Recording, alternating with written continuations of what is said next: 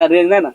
रामकृष्ण हरी श्री भैरवनाथ महाराजांची यात्रा उत्सव गोटवडी या ठिकाणी शनिवार दिनांक 14/2/26 भव्य बैलगाड्याच्या शर्यती.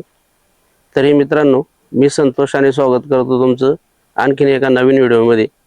व्हिडिओ खूप छान झालेला आहे, तरी बघायला विसरू नका. सबस्क्राईब करा, लाईक करा. कशी वाटली मुलाखत कमेंटद्वारे कळवा. धन्यवाद. माझं नाव तुषार तुकाराम पारधी. इथं यात्रा भरवली जात आहे. इथं अखिल भारतीय बैलगाडा संघटनेच्या नियम व अटी पूर्णपणे काटेकोरपणे पाळल्या जातील. इथं काठी चाबूक याचा उपयोग केला जाणार नाही. आणि इथं फायनलसाठी आहे, पहिल्यासाठी 6,000 रुपये, दुसऱ्यासाठी आहे 5,000 आणि तिसऱ्यासाठी आहे 3,000 रुपये. आता मला सांगा की तुमच्या गावामध्ये बैलगाड्या येणार आहेत, लांबून येणार आहेत, तर त्यांच्यासाठी म्हणजे रोड लोकेशन काय असेल? लोकेशन इथं भैरवनाथ मंदिराचे म्हणजे देवस्थान आहे. जर आता समजा एखादा गाडा खेडवरून येणार असेल, त्यांना माहित नसेल, तर कसे येतील? करंट लोकेशन पाठवलं जाईल ना इथलं. माझं नाव विकास किसन पारधी, यात्रा कमिटी सचिव आहे. तर आता मला सांगा की आता तुमच्या गावामध्ये पाहुण्यांची बैल येतील, तर इथं आता झोपणीला कोण असेल किंवा मग वरती आळ्यामध्ये पोरं कोण असणार आहेत बैल पकडायला? नाही झालं झोपणीचा प्रश्न किंवा आळ्याचा प्रश्न, आमच्या गावचे कम से कम 200 ते 150 पोरं आहेत. आम्ही कमिटीचा असा निर्णय झाला आमचा की खाली त्याच्यात नेहमी पोरं राहतील आणि आळ्यामध्ये बैल पकडण्यासाठी जे स्पेशल बैल असतो बाहेर धावा नाही, त्याच्यासाठी आमची स्वतः पोरं राहणार खंबीर. कोणाला जर सहकार्य बाहेरचा बैल येतील, समजा पोरं वगैरे नसतील, त्यांना झोपणी लावायला किंवा सहकार्य करायला आमचे स्वतः पोरं खंबीर राहणार आहेत. राहिला प्रश्न याचा आपला रॅकचा, त्याच्यामध्ये भांडणं होण्यासाठी आम्ही स्वतः गावच्या कमिटीतली पोरात त्याचे नेमून आम्ही 4 जण असे ठेवलेत की गाडा टोकन वाईज घेतला जाईल आतमध्ये. हे आमच्या गावचं कमिटीचा निर्णय आहे पूर्ण. याच्यात काही बाहेरची दखलाजी होणार नाही. काही अलाउन्सर कोण असणार आहे, गडाळावर कोण असणार आहे? अलाउन्सर हा आमचा गावचाच राहील. आणि नाही, अलाउन्सर बाहेरच राहतील आणि गडाळावरच आमचा गावचाच राहील. काय होतं, बाहेरच्या ठिकाणी बाहेरचा जर ठेवला तर ठेवण्याचा काही प्रॉब्लेम नाही, पण कुठेतरी बाहेरचे लोक बोलतात का बाहेरचा गडावाला असला तर काटा मारला जातो. हे नियम गावचा असला तर गावचा तर गावात आम्ही हँडल करू शकतो का बाबा, बाहेरचा असो किंवा गावचा असो, नियम हा सर्वांना एकच राहील. अशा पद्धतीने आम्ही गावाचं नियोजन केलेलं आहे. अलाउन्सरचे नाव सांगा. अलाउन्सरचं नाव माऊली पिंगळे, अजून दामोशी लांडगे, हे अलाउन्सर आहेत. म्हणजे जे फिक्स अलाउन्सर बाकीच्या गाठात असतात तेच आमचे अलाउन्सर आहेत. याच्यात काही चेंज नाही काही. चला.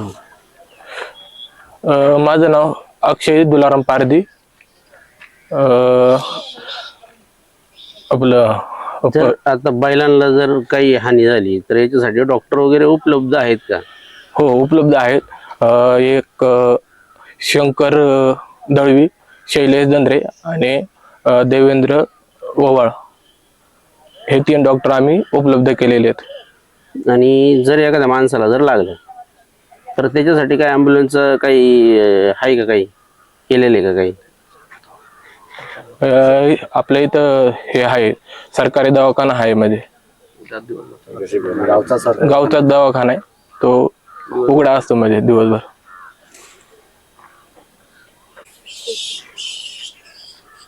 भैरोबा महाराजांचा यात्रा उत्सव, जी आमची यात्रा उत्सव कमिटी आहे, त्याच्यामध्ये प्रथमतः यात्रा कमिटी अध्यक्ष गोविंद डोंगरू सातपुते, उपाध्यक्ष विकास लक्ष्मण फडसे, त्याचप्रमाणे उपाध्यक्ष गणेश दत्तू पारधी, त्याचप्रमाणे यात्रा कमिटी सचिव विकास किसन पारधी, तुषार तुकाराम पारधी, विकास सत्तू आडेकर, त्याचप्रमाणे यात्रा कमिटी सदस्य नामदेव सुरकुले, किरण पारधी, शंकर फडसे, दामू सातपुते आणि अंकुश दळवी, मारुती दादवड, धुंदा आडळ, सुनील निधन, ज्ञानदेव निधन, त्याचप्रमाणे राजू बुरुड, विशाल आडळ, गबाजी पारधी, सोमाजी पारधी, निलेश आडळ आणि सर्व ग्रामस्थ मंडळी, हे आमचे असे जे नियोजन आहे. आणि याने तुम्ही इथं जर उपस्थित राहिलात तर आमच्या यात्रा उत्सव कमिटीच्या वतीनं, ग्रामस्थांच्या वतीनं प्रथमतः आपले आभार मानतो आणि तुम्ही इथं उपस्थित राहिल्याबद्दल तुमचे खूप खूप अभिनंदन. धन्यवाद. रामकृष्ण हरी. रामकृष्ण हरी. प्रथम तुमचं नाव सांगा बरं. माझं नाव गणेश पारदे, यात्रा कमिटी उपाध्यक्ष. घाटाचं नियोजन कसं असणार आहे? घाटाचं नियोजन आमचं, घाटाची लांबी 360 फूट आहे आणि त्याच्यानंतरला आमचे जे बक्षिसाचं जे हे सामान, तर 1 नंबरसाठी 55,000 आहेत, 2 नंबरसाठी 45 आहेत, 3 नंबरसाठी 35 आहेत आणि 4 नंबरसाठी 15,000 आहेत. तर आता याचं स्वरूप कसं राहणार आहे? घाट किती दिवस? घाट आमचा हा एकच दिवस आहे, उद्या. आता मला सांगा, जे पाहुण्यांची बैल येणार आहेत, हा. तर पहिले प्राधान्य गाववाल्यांना भेटेल की पाहुण्यांना भेटेल? नाही, प्रथमतः आमच्या गावचा एक निर्णय आलेला आहे. प्रथमतः जे पाहुणे मंडळी आहेत यांचे गाडे पहिले सोडले जातील. त्यानंतरला जे आम्ही 20 गाड्या जे घेते पाहुण्यांची, एक गाडा आमचा राहील ग्रामस्थांचा, असं आमचं नियोजन झालेलं आहे.